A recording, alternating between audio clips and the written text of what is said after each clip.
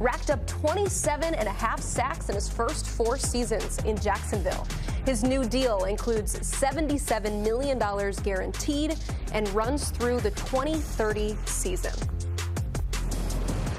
Let's welcome in Pete Prisco to react to this news on Travon Walker. Let's start with the team side of things. What does this move mean for the Jaguars? Well, it helps free up some cap room right away. The way the contract's going to be structured, they needed to do that. They didn't have a lot of cap room right now in terms of flexibility, so it helps from that standpoint. But again, this is a player they drafted first overall, 1 spot ahead of Aiden Hutchinson, which is a whole nother story. We could go back and revision his history because he's been a good player. He just hasn't been that guy when it comes to rushing the passer. He only had 3.5 sacks last year. He also was hurt, missed some time with a wrist injury. But the bottom line is he's a really good football player. He's just not a dynamic pass rusher. And I think they're paying him on what they think they can get out of him in the future, not just on the edge, but maybe moving inside more and rushing from inside, which I think, by the way, would be a real strong thing for him in his football game. Yeah, so just to kind of expand on that a little bit, Pete, I mean, what does the contract tell you about their plan for him? Obviously, you draft him first overall back in 2022. You have high hopes for him, but there was the injury-riddled season last year and then the breakout season in 2024. So what's the future look like for Walker? Well, again, when we go back to some of the draft part of it, this regime did draft him. You know, that was Trent Baalke, and they made the decision to draft him based on the traits. And he's a big, strong, physical player, and he's really good and tough against the run. He holds up the point. In fact, I'm not sure there's a better run player in terms of defensive end in the league. But that's not why you pay that guy. You pay that guy to get to the quarterback. And what's the one thing that they're lamenting right now in Jacksonville? That they don't rush the passer well enough. And I think that means that he has to be better, rushing the passer. But I also think it means that he's going to move inside, like I said, and play more inside rushing the passer, which I think is a strength for him. But if he does do that, what's that mean? That means they need to get somebody who can rush on third down from the edge. They need a dynamic edge player to go with him and Josh Hines-Allen.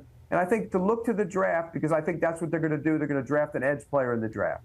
So you anticipate them not quite being done as they make their defensive front and hopefully get more pressure on the quarterback? Yeah, and by the way, you know, this was a contract negotiation. I had heard rumblings this was coming down, but one of the things that you look at, and the average per year, he didn't get past what Josh Hines-Allen is making per year, and I think that was something that the team wanted to stick to in their negotiations because Josh Hines-Allen is a better edge rusher right now than is Travon Walker. While we're on the subject of first-round picks, last year's first-round pick, didn't play as much as they would have liked him to. Travis Hunter, of course, suffering that injury. But Liam Cohen at the owners' meetings last week saying that we played half a season without our first-round draft pick and at 2 positions.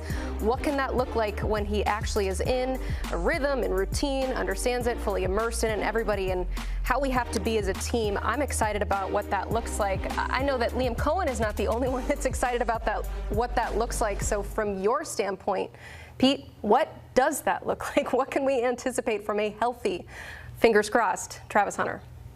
Well, you're going to look at the number 1 corner. I mean, that's what you're going to look at. And we can talk all you want about wide receiver corner, and he did a lot of stuff early last year at wide receiver, in large part because he had to learn the offense. And that was the toughest part of it for him.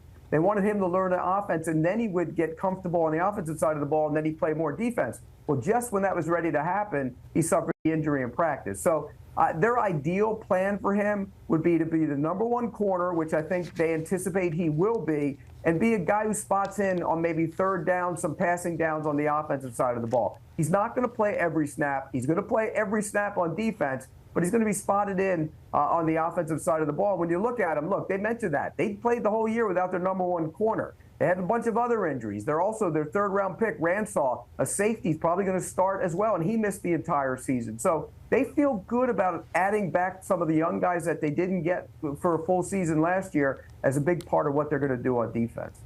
I love the graphic we chose here, too. Liam Cohen excited about Travis Hunter. Big if. Uncertain. I was at the Indiana Pro Day couple days ago, and Fernando Mendoza looked better than advertised, if you can imagine that. So he's going to go to the Raiders. Everyone in the Raiders staff, down to the people that, work in the locker rooms, were there. They had everybody and their brother there. So he's going first of all. Ty Simpson, though, things get interesting pretty quickly. Ty Simpson, you start thinking about where he could hear his name called at 16, and that's where the Jets find themselves. One mitigating factor is that the Rams had 2 first-round picks, and they traded one of them to the Chiefs for Trent McDuffie, and that was a popular landing spot at the bottom of round 1 at pick 29. But if you scroll back up and do a little moonwalk 8 spots prior at pick 21, the Steelers are sitting there, and Steelers fans get very angry when you give them a quarterback because Aaron Rodgers apparently is going to play forever. They want to see what Will Howard can do. Will Howard was a 6th-round pick, so typically if your name isn't Tom Brady, 6th-round picks don't work out long-term. But I do know the Steelers like Ty Simpson, and the question becomes, will they take him at 21? Because I don't think he will be there when they get back on the clock in round 2. And here's the thing. He didn't play well the second half of the season, and you know as well as I do, he was banged up. When he is healthy, he can absolutely sling it. I wrote a story about this in November. In terms of short and intermediate passes within 30 yards of the line of scrimmage, he was clinical. He was among the best in college football. The deep ball was where he struggled, and later, once you figure out about the injuries, it made sense. So if teams are comfortable where he is health-wise, I think he's a first-round talent. Teams tend to agree with me. He's only made 15 starts, but his dad's a coach. He's 23 years old. It isn't like he just graduated from high school 2 years ago. Now he's making his way to the NFL. He is a seasoned football player for only having started 15 games. All right, so for the most part, sounds like we're punting on the quarterback class, I feel like for the 2nd straight year, looking ahead to next year. So that must mean that there are some talented players at other positions. So let's talk non-quarterbacks. UCF edge Malachi Lawrence is a 1st-round pick. He's a guy that was once considered under the radar, of course, put up some insane numbers at the Combine. So how under the radar is he now considered?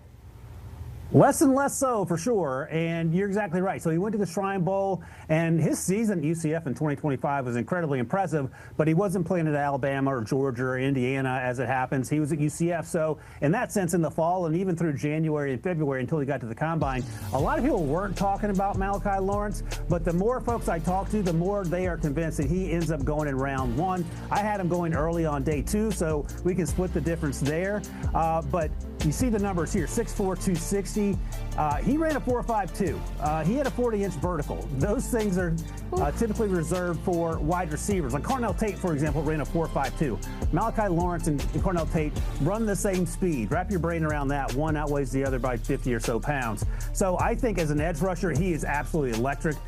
Plays with real power, plays speed to power, and he wins consistently off the edge.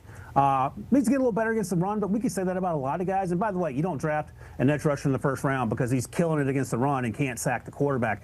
Malachi Lawrence gets after the quarterback consistently, so it would not surprise me, based on what I'm hearing, that he ends up being a top 32 pick. Your colleague Mike Renner has him projected at number 33 right